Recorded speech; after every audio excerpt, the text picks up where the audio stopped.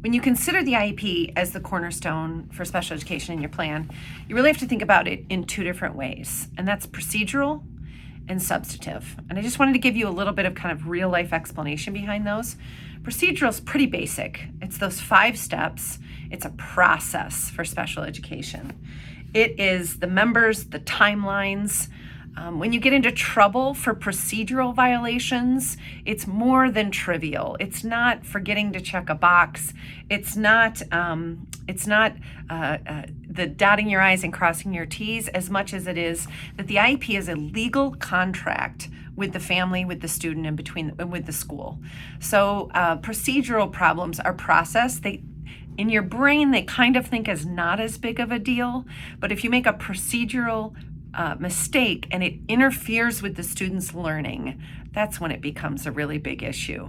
Because an IEP is a legal contract, it can be very, very easy to make procedural errors, but those only become a big deal when they interfere with students' learning.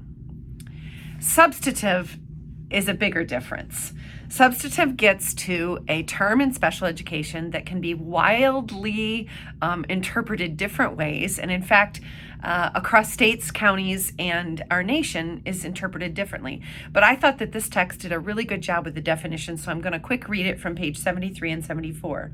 Specially designed instruction, or SDI, is adapting as appropriate to the needs of an eligible child the content, methodology, or delivery of instruction to address the unique needs of the child that result from the child's disability and to ensure access of the child to the general education curriculum so that the student can meet the educational standards within the jurisdiction of the public agency that apply to all children. That's directly from the law. I think it's really important to point out that any definition of SDI, and this one especially, is powerful because it starts with adapting the content, method, or delivery of instruction as appropriate to the unique needs of the child.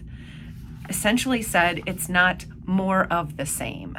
It's not fair to say that a student with an IEP received the same thing baseline as a student in general education. We need to make sure they have appropriate access, not more times or another chance, but adapted to their unique needs. It's a good faith measure. So substantive steps are good faith. It means that we are doing the best we can with the content of the IEP for the unique needs of the child. Think about the differences between those two processes and requirements of an IEP.